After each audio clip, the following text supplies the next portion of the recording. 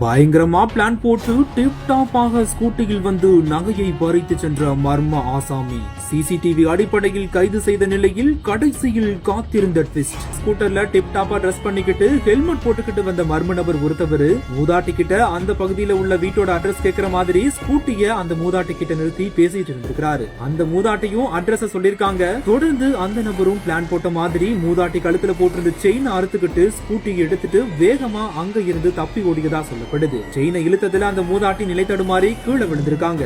இந்த ஒரு நிலையில சிறு காயங்களோட உயிர் தப்பிய மூதாட்டி கண்ணூர் காவல் நிலையத்துல புகார் கொடுத்திருக்காங்க. இதையடுத்து கண்ணூர் போலீசார் சம்பவம் நடந்த இடத்துக்கு வந்து அந்த பகுதியில் இருக்கிற சிசிடிவி கேமராவை ஆய்வு செய்த போதுதான் திருட்டில் ஈடுபட்டது அதே பகுதியை சேர்ந்த இப்ராஹிம் என்பது தெரிய வந்திருக்குது. இதையடுத்து இப்ராஹிமை கைது செய்த போலீசார் மூதாட்டியோட செயினை மீட்டிருக்காங்க. தொடர்ந்து விசாரணை மேற்கொண்டதுல தான் மூதாட்டியோட செயின் கவரிங் என்பது தெரிய வந்திருக்குது. இந்த ஒரு நிலையில தான் பக்காவா பிளான் போட்டு செயின் அறுத்து ஏமாந்ததும் இல்லாம கடைசியில போலீஸ்லயும் சிக்கி இருக்கிறான் இந்த பலே கில்லாடி.